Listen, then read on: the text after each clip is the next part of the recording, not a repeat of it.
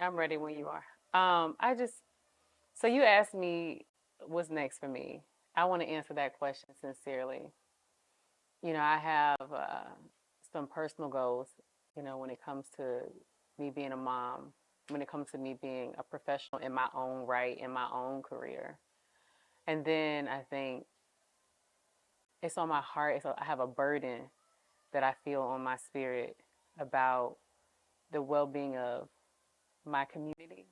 As a Black American woman, I think about, the statistics that are facing in my community and the fact that we are said to have a negative or a zero wealth value in like 2053.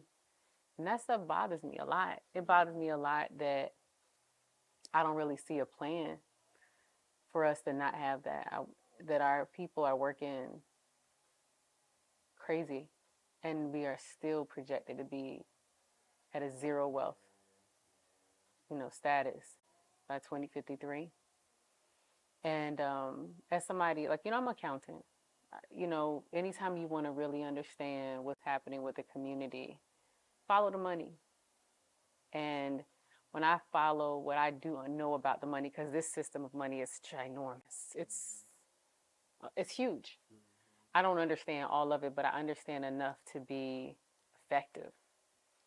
I know that one of the central things that I offer, that I care about, that I can contribute to my community is a sense of understanding your worth, understanding your value, understanding how that value can make you more competitive, and then understanding what to do when you become competitive. I really want to say something though, because I think this is something that happens to us a lot, is we think busyness is also productivity. And I think we have to get to the place where we are strategically focused on explicit stuff that we want to get done and some more ambitious goals. Because I think right now what we've been focused on is we're focused on working. Let me just work. As long as I stay busy, as long as if people ask me to do something, I'm getting it done. When I do it, it's the best, it's fire. And then we don't really think about, but what is all of this contributing towards? Like, what is it contributing to? Where is it taking me? And so being busy is not productivity.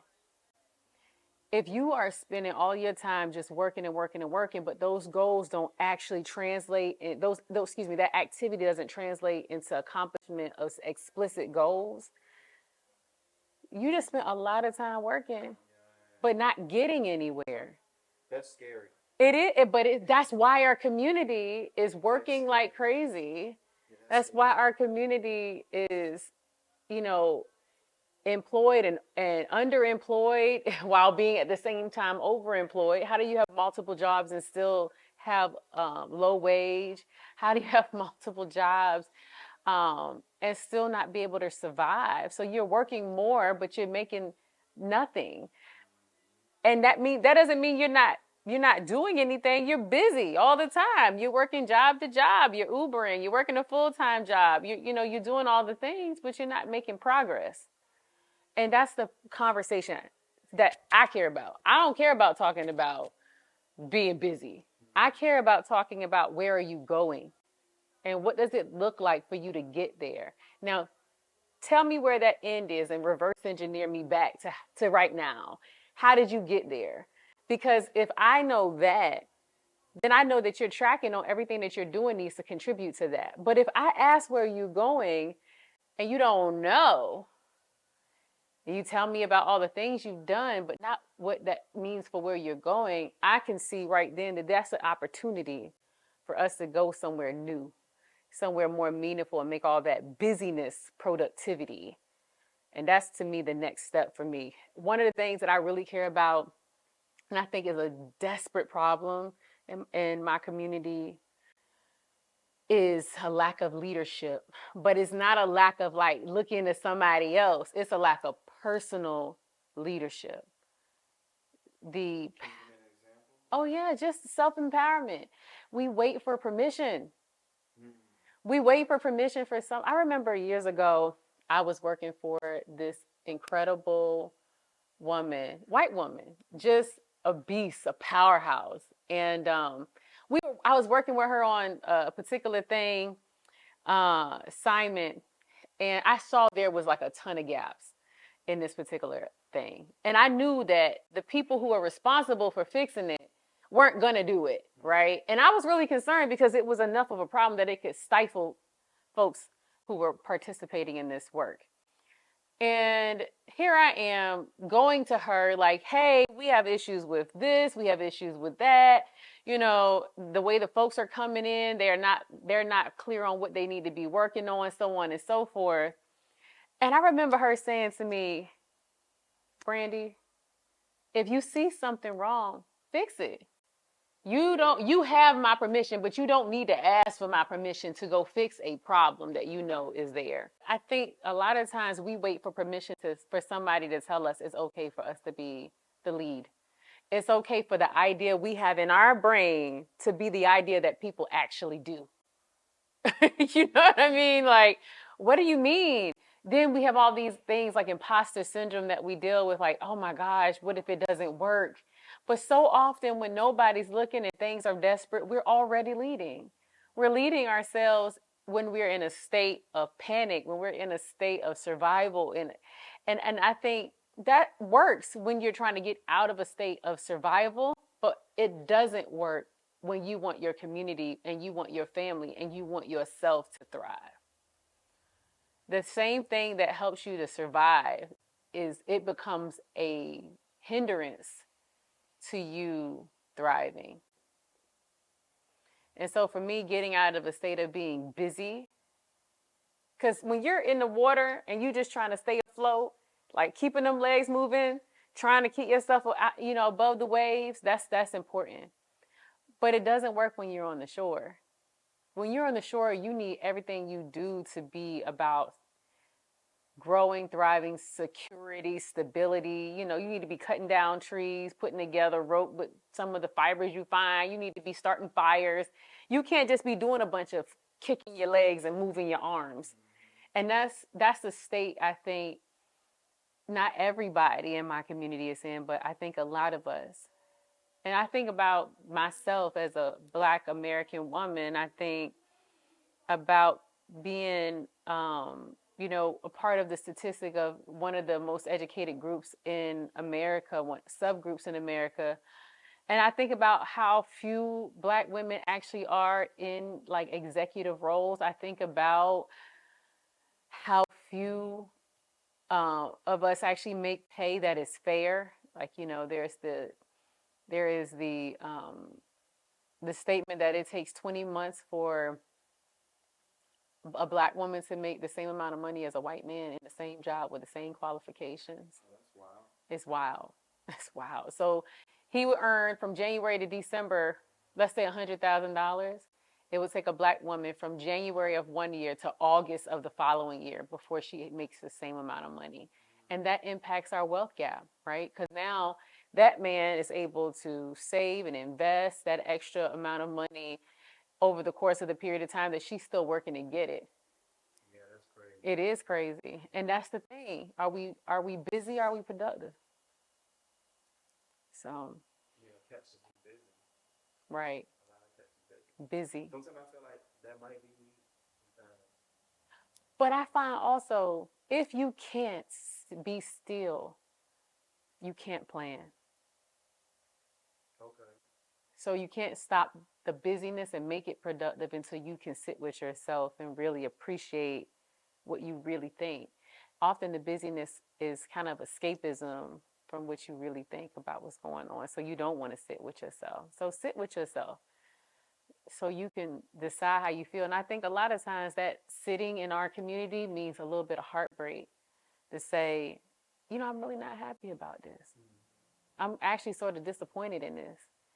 But then if you stay there through that middle ground, I think Brene Brown calls it day 2, right? In her book, Rising Strong, which I really appreciate, that there's all of these icky and sticky, gooey emotions that we feel when we sit down and we're still, that a lot of us in the community haven't taken time to sit with, that we really are just not satisfied, but we haven't figured out first of all, how to accept that that's what we feel. But second of all, now what do I do about it? Because we kind of come up in a world that often makes us feel like our satisfaction is not important. That's why we keep having the same fights and the same battles over and over again, generation after generation, because at some level, there's an expectation that we should just settle for what we already have. We don't. And we have generations of ancestors and elders who have been not accepting the status quo. But there's a ton of us who don't know what to do about the status quo. And a lot of it starts with us. Like, we have to say, you know what, I don't like this, the way this community is being funded by the city. I don't like the way they treat me in this office. You know, I don't like the way, I'm showing up in the world and how people see me or perceive me. Yeah, that sounds like me sometimes. Like, with my whole apartment situation. Like, I don't think it's nothing I can do or say, but then, like, yeah, it shouldn't be easy for them. Like, I should fight at some capacity. Hell no, you shouldn't make it easy for them to take advantage. No, no. I agree. Like, but you know that I feel that way.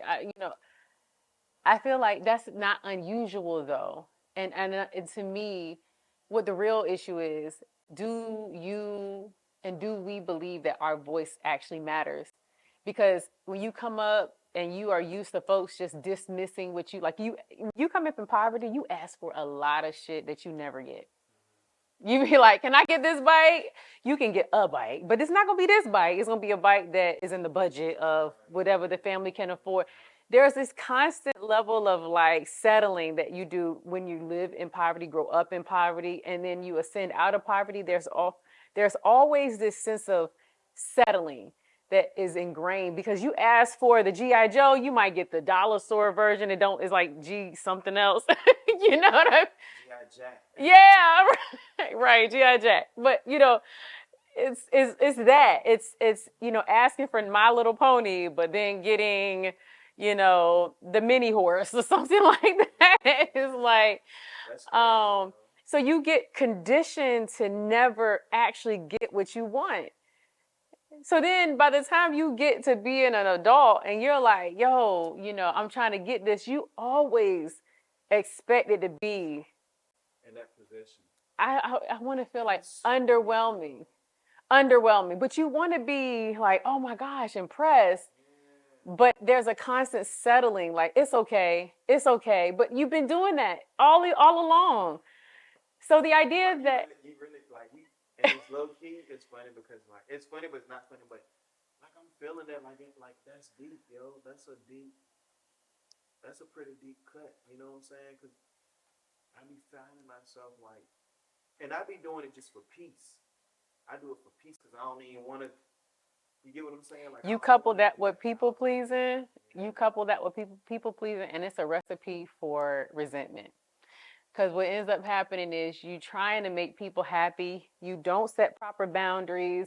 You are like, all right, I'm going to just go ahead and go with it. It's going to be all right. And then you end up keeping the score of like, okay, I did this with this person. I did that for this person. They didn't even appreciate it. And it wears you down. And that can make you resentful, bitter. You constantly having to manage your own emotions. Like, I shouldn't feel this way about that. I shouldn't feel. Listen, protect your interests. And it doesn't mean that you are self-serving and like a conqueror of other people. It means that you are protecting your well-being. It's hard to do a bunch of shit for people and they're not giving you your worth. And if you keep doing that over and over again because you don't want to hurt them, you're going to hurt yourself. I think it's hard when you're not used to taking up space. We be trying to be easy to love. We be trying to be easy to accept. I don't want to be too much trouble. You're going to be in trouble if you keep letting people take advantage of the situation for the sake of peace. You have to ask for what you're worth. You have to create an environment that leads by example of how you want people to treat you by you treating you like that. So unless you want people to constantly expect for you to for them to take up more space than you do, like it's not equitable, by the way you arrange things with them, always trying to figure out a way to make it easy for them, even if it means you take on a little bit more, you're going to be tired. And it don't last for long. By the time you get into your late 30s, early 40s, you are beat up and it's exhausting. And so I think that's the undoing I would like to contribute to. I want to undo that. I want to just contribute to the conversations that we need to have to undo that. Yeah, because a lot of times I just think people want to do it, but they don't know the language. You know what I'm saying? Yeah. It's a certain language you got because a lot of especially for us black folks, like the majority of the time the language is aggression. Mm-hmm. It's physical. Yeah. Because we don't know the other language, like we don't know what words to put together to make what we want to say make sense, even though we know it's wrong. Like we know with how we're being treated in regards to whatever the situation may be is wrong. We just don't know how to put the words together to make. So we ultimately need people, like yourself that can help us articulate, you know, those words, man, and put it together to where like we let them know, like without even being disrespectful, that you're low key disrespecting me. You know what I'm saying? Like, And here's a technique I like to use. It is a technique that works for me so much. Ask the question. Give people space to be transparent about their agenda while also being transparent about your understanding of what you're experiencing. So let's take the apartment for example. I have been paying the 85-90% of the time. You're saying you've the rent, everything is in place. There's only been a few little snafus, and even that has not been big. Why aren't you renewing the lease? And they don't say anything. If you see that there's a change in demographics and you're concerned about the equity and the fairness of that, what would the harm be to simply ask, hey, I'm noticing there's a change in the demographics in our office. Does that have anything to do with the changes that you're making with renewing the lease?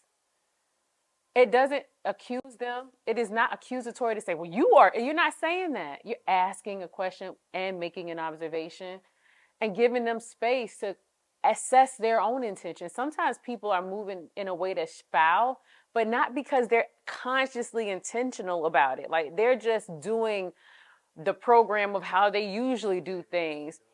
And if we are going to create a better narrative for ourselves and ultimately for our community, we got to change that. We got to stop that program and say, hey, wait a minute. Are you thinking about me? Is this intentional? Now, if they come back and they're like, we don't have to answer that question, got it.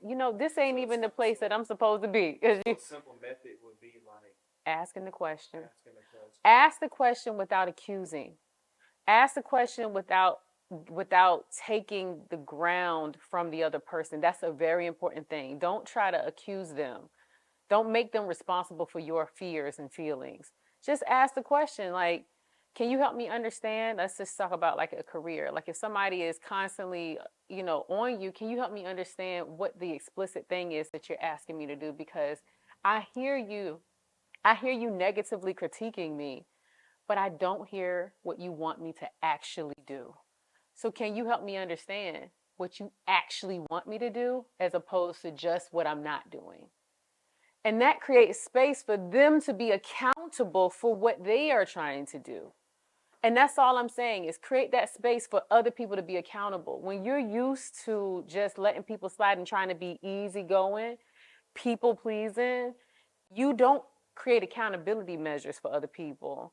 You don't even create conversations that allow them to, in a way that is not harmful to them or you, to just be accountable for their actions. And to me, the most effective way I have found for that is ask the question. Just ask, what are we doing?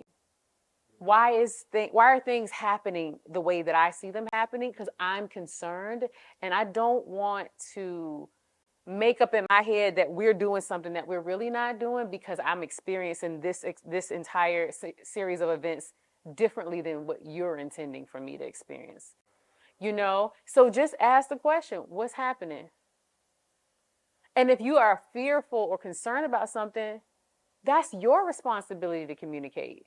It's not their responsibility to figure you out. It's your responsibility to figure you out and then communicate what you figured out about your fears, your worries, your concerns. You don't need to make them responsible for it, but you do need to communicate it. And a question to me has been the most effective way to do that. Just ask people what's happening directly. Not, don't try to beat around the bush and be like, well, I see that you guys have done this renewal. Just trying to understand why there is no renewal in this particular apartment. And no, just say, why is this lease not renewed? Does it have anything to do with the change in demographics? Yes, it puts them on the spot. And if they come back and they say no, fine. If they say it's because of X, Y, and Z, fine.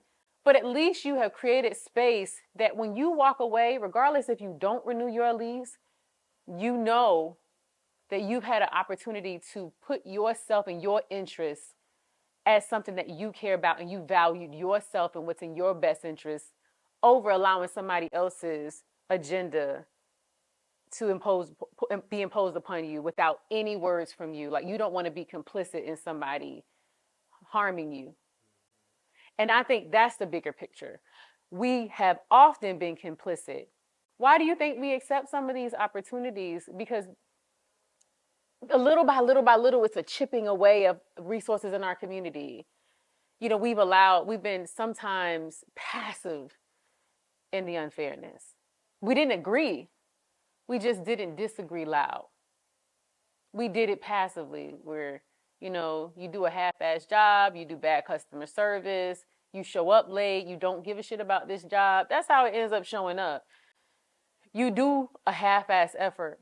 Well, I'm here to say, look, why can't you do something you want to do so you can put your whole ass in it? Just a consideration, Sit down with your whole ass and do the whole job. Something that you give a shit about, something that you care about. Maybe you might get more out of it. And also, if you're doing business with somebody who understands what you need and you're communicating, look, this is not going to work for me. This is going to work for me. And you're creating parameters to make it equitable and fair for the arrangement between you, then you can produce better. And then you can be more productive towards long-term outcomes. So trying to be easy and not believing in your voice can have tremendous, implications. And it doesn't seem like it at the moment. It feels like I'm just trying to make things smooth, when really in the long haul, it's going to be rough. So just say something now. Ask the question.